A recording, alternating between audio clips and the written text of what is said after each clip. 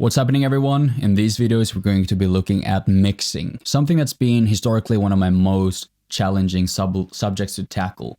It's been one of my biggest weaknesses, and over the past years, I've been definitely progressing a lot. And I'm going to show you some of my personal kind of workflows and ways to go about it to make sure my productions sound up to the level that they need to be for whatever they're going to be used for.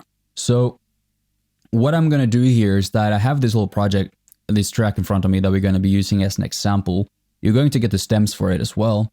And I'm just going to show you how I go from, this is the mock-up kind of template project I have. And then we're going to, fine tune it, make sure it sounds as good as possible. So let's have a listen to it first.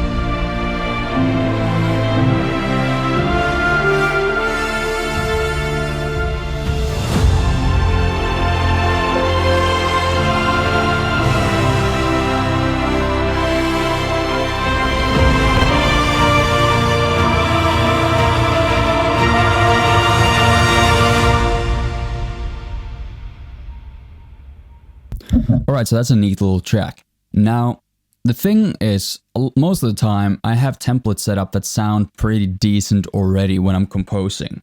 Sometimes when I do my full mixing 101 workflow, which is literally bouncing out all the audio dry, and then starting from scratch to mix it, sometimes, it works really well. Other times I feel like the magic that was there, that kind of, I got to that point through tweaking throughout the composing process, is suddenly lost.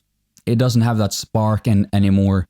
And I'm not sure if I'm just like a horrible mixer or if it's just the fact that sometimes just the process of getting to somewhere creates that magic that makes the piece what it is. And if you try to recreate it with too much of a scientific kind of objective mindset, that magic is lost. I actually already just exported this into audio and realized this is going to be one of those cases. So what I'm going to be showing is how I mix things in the project when it's not suitable to actually just export all the audio dry with no reverb, no EQ, no anything, and start from scratch.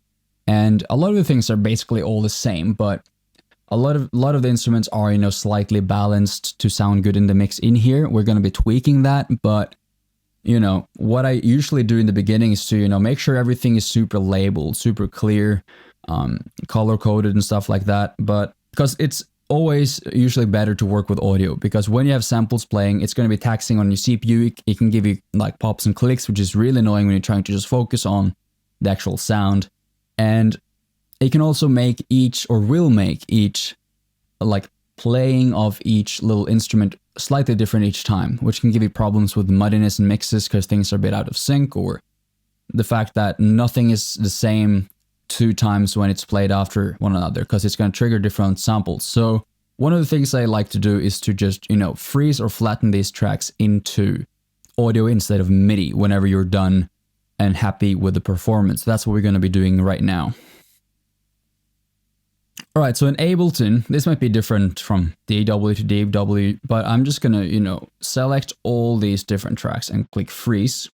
And that's going to take a few seconds to freeze all of these tracks into audio files. And what I'm going to do right after is to flatten these, because I'm happy with kind of the balance and the sound of them so far. I just want audio to work with. So I hit flatten, and suddenly, magically, boom, we do have audio. So I hit flatten, and we just wait for a few seconds, and suddenly everything is audio.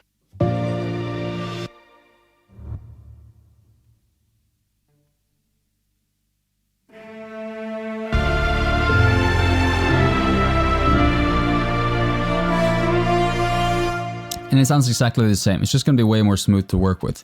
So I'm going to be doing this with the rest of the tracks as well.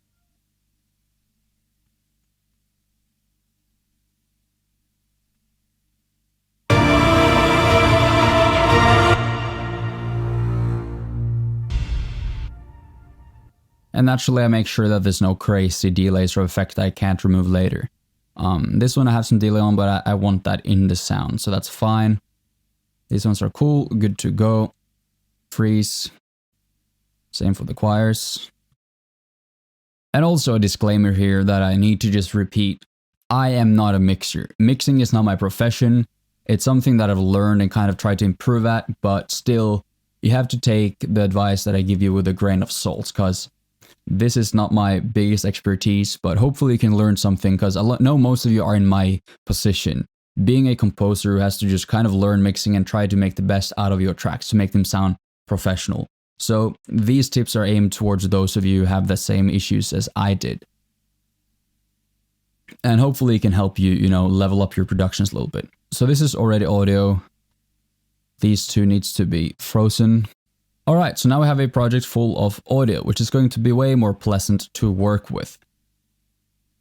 Now the first thing that I like to do in a kind of 5-step process that is not super rigid, but it is a 5-step process that I kind of go through different checklists.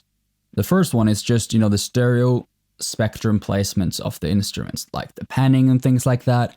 A lot of orchestral libraries are already panned, like most of what I've used here is Audio Imperius Nucleus. There's also a little bit of Arc 1 and Arc 4 in here, but most of it is from Nucleus, so everything has been already panned, so I'm not going to mess too much with that, but it's something still I kind of want to, make sure that is where I want it to be, especially when it comes to these soft textures and atmospheres they have. So that's where I'm going to be starting first, this section. I have these strings and I kind of want them to be a bit more to the left, because